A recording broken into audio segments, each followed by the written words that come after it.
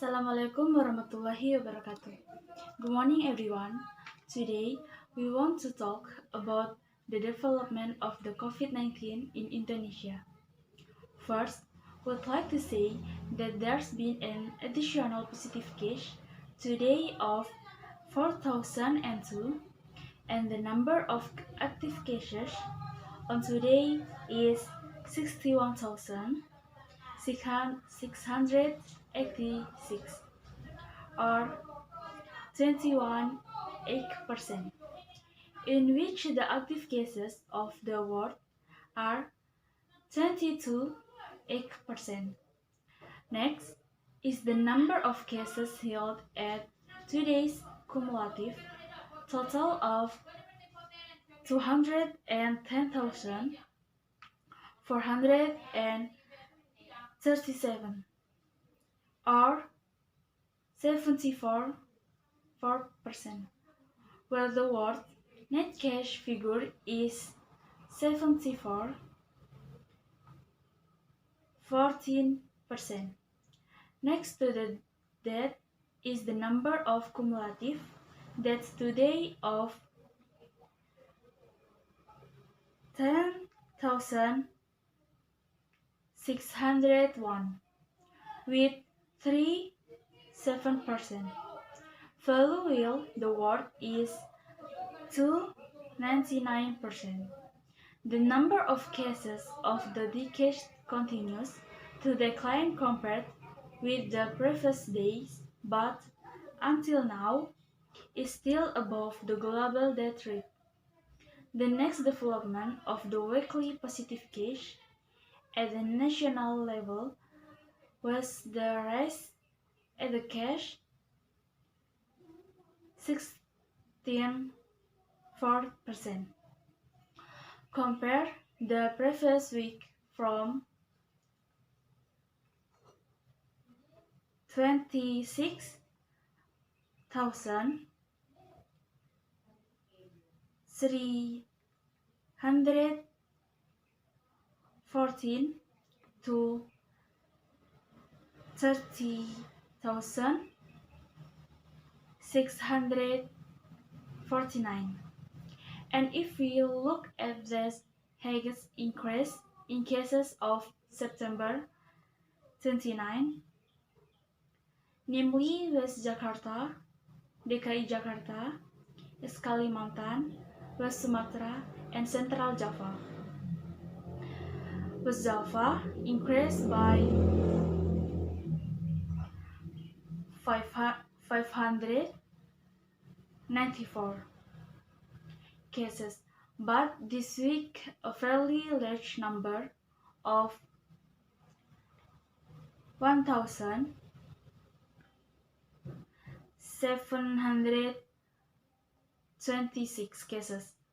This is a large and significant number for the national positive case number, while for DKI Jakarta, East Kalimantan, West Sumatra, and Central Java, last week they were not included in the top 5 cases of increase. But this week it is in the top 5. This means that there are 4 areas experiencing a significant increase in cases, and this needs to be a common concern. We express our appreciation to the provinces of Banten, South Sulawesi, Riau, and Papua, which last week were included in the top 5 of the highest increase in cases and succeeded in suppressing in the increase in the number of cases, so that this week it was not included in the top 5 highest increase in cases. We ask that you be able to maintain and continue to suppress the number of cases so that there are no new cases. We also need to convey to Buratians that there are still as many as 20 regencies and cities in Indonesia, which have a death rate of more than 100 people, We will read out one by one with the intention of bringing our attention together so that this death rate can be suppressed better so that it becomes zero. And of these 20 areas, the first is the city of Surabaya, the second is the city of Semarang, the third is central Jakarta, the fourth is Sidoarjo, the fifth is West Jakarta, the sixth is East Jakarta,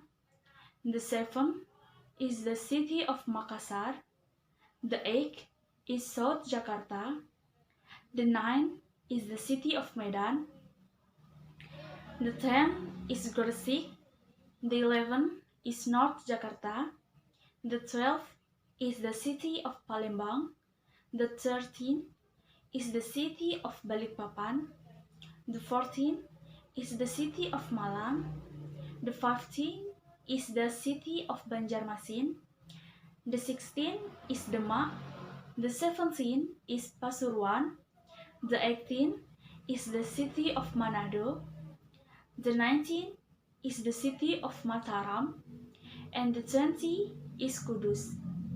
To the regional governments of each of these regencies and cities, please pay attention to the handling of COVID-19 cases, especially in cases with moderate and severe symptoms so that they can be handled as early as possible and to the community.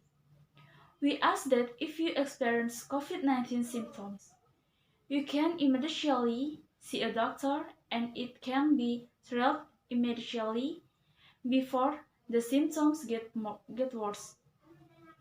Furthermore, the development of weekly COVID-19 healing cases increased by 15.1% compared to the previous week, but we need to know that last week the recovery rate was 35.8%.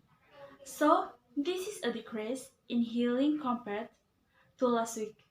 The highest increase in healing was achieved by West Java, which rose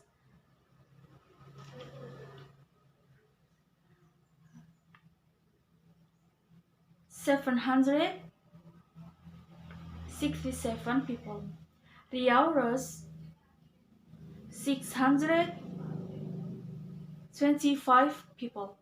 Banten rose 573 people. Central Java rose 483 people. South Sulawesi rose 379 people, while the first highest percentage of healing was North Maluku at 87-84%, Bangka Belitung Island 86-35%, Gorontalo 86-2%, South Kalimantan 84-27%, East Java 83-81%.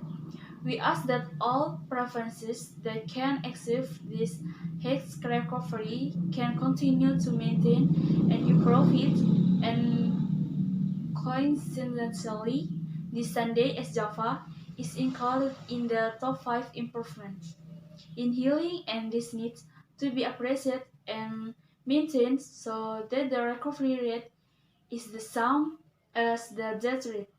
The district city level as far as the number is 77.6%, or as many as 399 city districts from 514 have a core percentage of 50 to 100%.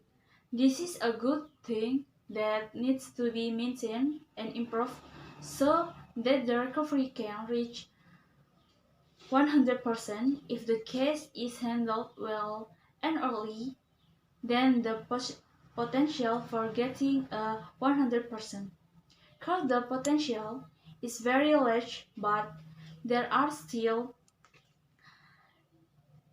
19.3% or as many as geographies and cities that have a core percentage of less than 50%.